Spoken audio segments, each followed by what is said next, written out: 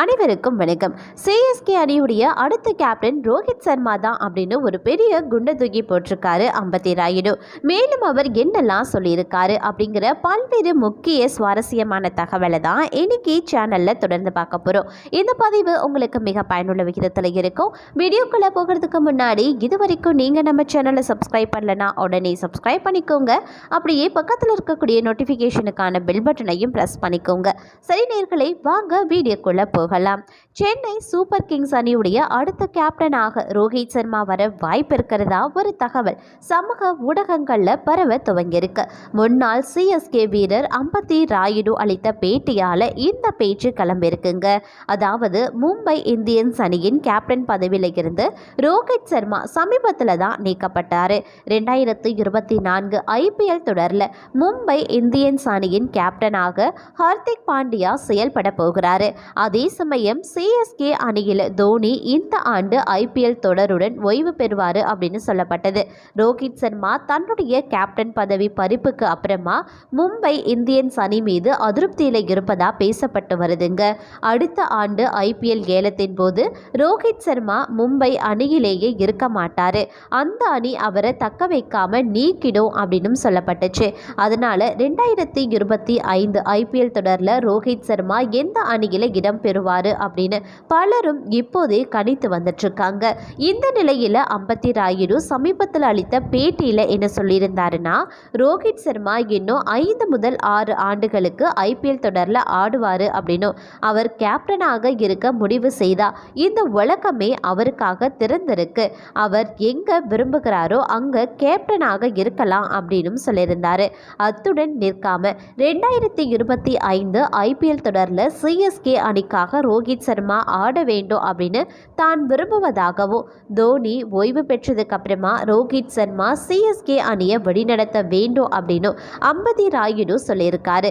அவரது இந்த பேட்டி பார்த்தீங்கன்னா சமூக ஊடகங்கள்ல தோனி மற்றும் ரோஹித் சர்மா ரசிகர்கள் மத்தியில் வேகமாக பரவி வந்துட்டு இருக்கு. இது நடக்க அதிக வாய்ப்புகள் இருக்கிறதாகவும் ரசிகர்களும் கருத்து தெரிவித்து வந்துட்டு இருக்காங்க. இதனை அடுத்து பார்த்தீங்கன்னா ஐபிஎல் 2024 ஆண்டு சீசன் வரக்கூடிய மார்ச் 22ஆம் தேதி சென்னையில் தொடங்குதுங்க. முதல் போட்டியில் சென்னை சூப்பர் கிங்ஸ் அணியும் ஆர்சிபி அணியும் பல புரட்சி நடத்துகிறாங்க. இந்த தொடருக்கான பயிற்சியை ஒவ்வொரு அணிகளும் தொடங்கியிருக்கு. இந்த நிலையில் 5 முறை கோப்பையை வென்றிருக்க மும்பை இந்தியன்ஸ் அணி தற்போது மும்பையில் தங்களுடைய பயிற்சி முகாமை தொடங்கியிருக்காங்க. கேப்டன் பதவியில் இருந்து ரோஹித் சர்மா மாற்றப்பட்ட விவகாரம் மும்பை இந்தியன்ஸ் அணி ரசிகர்கள் மத்தியில் பெரும் கோபத்தை ஏற்படுத்தியிருக்கு. மேலும் அணியை விட்டு சென்ற ஹார்திக் பாண்டியாவை மீண்டும் அழைத்து கேப்டன் பதவி கொடுக்கப்பட்டதற்கு அணிக்கு உள்ளேயே பல எதிர்ப்புகளும் கிளம்பியிருக்கு. இதுவரைக்கும் ரோஹித் சர்மாவோ சூரியகுமார் யாதவோ பும்ராவோ ஒரு முறை கூட ஹார்திக் பாண்டியாவுக்கு வாழ்த்து தெரிவிக்கல. இந்த நிலையில் மும்பை இந்தியன்ஸ் அணி பயிற்சி முகாமின் முதல் நாள் நடைபெற்றிருக்கு. இன்னும் 10 நாட்கள் தான் ஐபிஎல் போட்டிக்கு இருக்கு. இந்த நிலையில் ஹார்திக் பாண்டியா தென்னாப்பிரிக்கா வீரர் கோய்சே ஆகியோரை தவிர வேறு எந்த ஸ்டார் வீரரும் பயிற்சி முகாமில் பங்கு பெறல.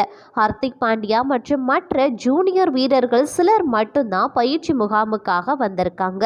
மும்பை இந்தியன்ஸ் அணியின் ஸ்டார் வீரர்களான ரோஹித் சர்மா பும்ரா ஆகியோர் இங்கிலாந்துக்கு எதிரான டெஸ்ட் தொடரில் விளையாடுறாங்க. அப்படிங்கிறதுனால தான் அந்த தொடர் முடிஞ்சவுடன் பயிற்சி முகாமை ஆரம்பிக்கலாம் அப்படின்னு மும்பை இந்தியன்ஸ் அணி நினைச்சிருந்தாங்க. ஆனால் தொடர் முடிந்த 2 நாட்கள் ஆகியும் பும்ரா மற்றும் ரோஹித் சர்மா ஆகியோர் பயிற்சி முகாமுக்கு வராதது அந்த அணி நிர்வாகத்தை கலக்கமடைய செய்திருக்கு. இதுபோன்று சூரியகுமார் யாதவும் இந்த பயிற்சி முகாமில் இடம்பெறல. அவர் தற்போது தேசிய கிரிக்கெட் அகாடமியில் உள்ள உடல் தகுதி நிரூபிக்கும் பணியில் ஈடுபட்டிருக்காரு.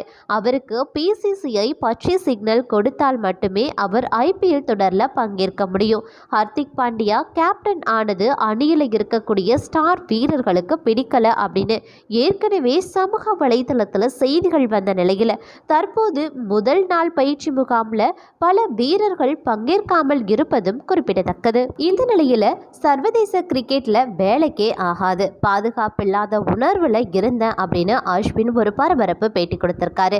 அஸ்வின் அந்த பேட்டியில் மேலும் என்னெல்லாம் சொல்லியிருக்காரு அப்படிங்கிறத பார்த்தீங்கன்னா, சர்வதேச கிரிக்கெட்ல அதீத முயற்சிகளை செய்யறதுனால பாதுகாப்பில்லாத உணர்வுடன் இருந்ததா இந்திய அணியின் ரவிச்சந்திரன் அஸ்வின் தெரிவித்திருக்காரு.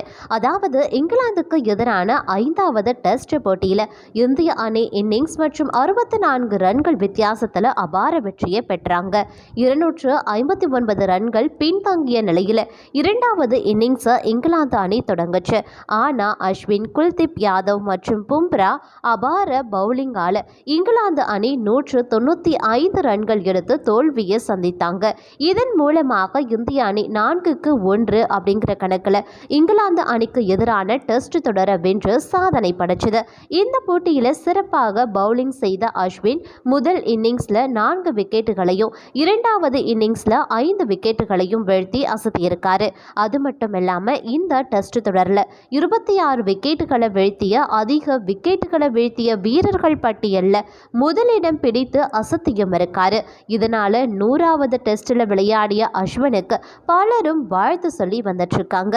இந்த நிலையில பாத்தீங்கன்னா 5வது டெஸ்ட் வெற்றிக்கு அப்புறமா ரவிச்சந்திரன் அஸ்வின் என்ன சொல்லியிருக்காரு அப்படின்னா, என்னுடைய உணர்வினை எப்படி சொல்வது அப்படின்னு தெரியல.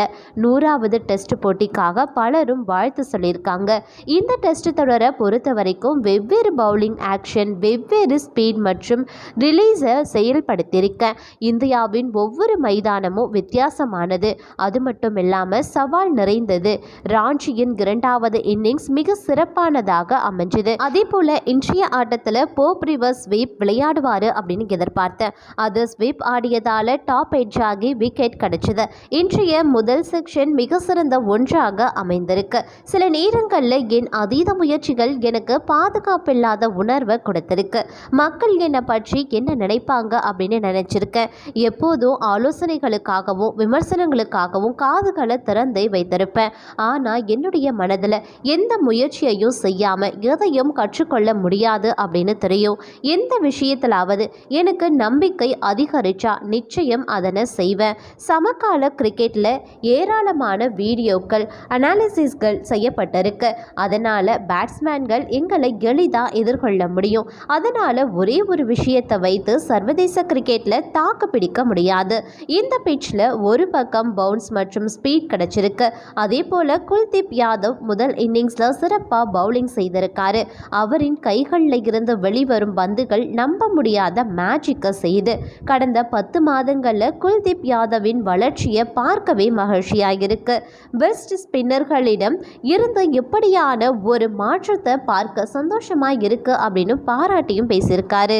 இதனை தொடர்ந்து பார்த்தீங்கன்னா சமீபத்தில் நடந்து முடிந்த 5 போட்டிகள் கொண்ட டெஸ்ட் தொடரில் இங்கிலாந்து அணியை 4-1 அப்படிங்கிற கணக்கில் வீழ்த்தி இந்திய அணி வெற்றி பெற்றிருந்தாங்க. பலரும் அணியுடைய கேப்டன் ரோஹித் சர்மாவை வெற்றிக்காக பாராட்டி வரக்கூடிய நிலையில் முன்னாள் இங்கிலாந்து வீரர் கிரீம் ஸ்வான் அதற்கு நேர்மறையான ஒரு கருத்தை சொல்லி வந்துட்டு இருக்காரு. அதாவது இங்கிலாந்து அணியுடைய கேப்டன் பென் ஸ்டோக்ஸை விட ரோஹித் சர்மா உயர்ந்த கேப்டன் கிடையாது அப்படின்னு அவர் சொல்லியிருக்காரு. மேலும் இந்திய அணியுடைய வெற்றிக்கு ரோஹித் சர்மாவின் கேப்டன்சி காரணம் கிடையாது, அதற்கு காரணம் வேறு அப்படின்னு சொல்லியிருக்காரு.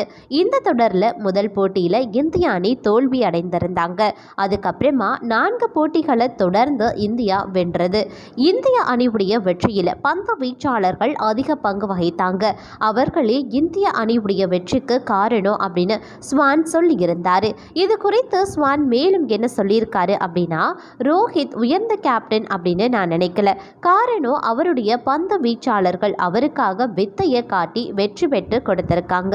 ரோஹித் தன்னுடைய ஆயுத கிடங்களை சரியான ஆயுதங்களை பெற்றிருக்காரு அப்படின்னு தான் நினைக்கிறேன் அப்படின்னு சொல்லியிருக்காரு. அது மட்டும் இல்லாமல் இந்திய பந்து வீச்சாளர்களையே ஆயுதங்கள் அப்படின்னு குறிப்பிட்டு பேசியிருக்காரு ஸ்வான். ரோஹித் சர்மாவுக்காக அவருடைய பந்து வீச்சாளர்கள் களத்துக்கு வந்திருக்காங்க. அவருடன் கோதாவில் இணைந்து கடைசி 4 டெஸ்ட் போட்டிகளில் வெற்றி பெற்று கொடுத்திருக்காங்க. முதல் போட்டியில் அவர்கள் அதை செய்யலை, ஆனால் கடைசி 4 போட்டிகளில் அதை செஞ்சிருக்காங்க அப்படின்னு ஸ்வான் சொல்லியிருக்காரு. இதனைத் தொடர்ந்து ஐபிஎல் தொடரில் மும்பை இந்தியன்ஸ் மற்றும் சென்னை சூப்பர் கிங்ஸ் அப்படின்னு 2 அணிகளுக்குமே விளையாடி கோப்பையை வென்றிருக்கும் அம்பத்தி ராயுடு இந்த விவகாரங்கள் குறித்து தன்னுடைய கருத்தை மிக தைரியமாக வெளிப்படுத்தியிருக்காரு. இது குறித்து அவர் என்ன சொல்லியிருக்காருன்னா, ரோஹித் சர்மா இன்னும் 1 வருடம் மும்பை இந்தியன்ஸ் அணியின் கேப்டன் பொறுப்பில் தொடர்ந்திருக்கணும். இதற்கு பிறகு ஹர்திக் பாண்டியா கேப்டன் பொறுப்பை ஏற்றிருக்கலாம். மேலும் இந்திய T20 அணிக்கு கேப்டனாக ரோஹித் சர்மா இருந்து வராரு. குஜராத் அணியில் 2 ஆண்டு காலம் விளையாடி வருகின்ற காரணத்தால் ஹர்திக் பாண்டியாவுக்கு ஐபிஎல் சீசன் கடினமானதாக இருக்கும். அவருக்கு மும்பை செட்டப் கொஞ்சம் கடினமானதாகவே இருக்கும். இதனால அவருக்கு அதிக அழுத்தம் இருக்கு. அனைத்து நட்சத்திர வீரர்களையும் சேர்த்து வழிநடத்துவது சிரமமான விஷயம் அப்படின்னு தான் சொல்லியிருக்காரு.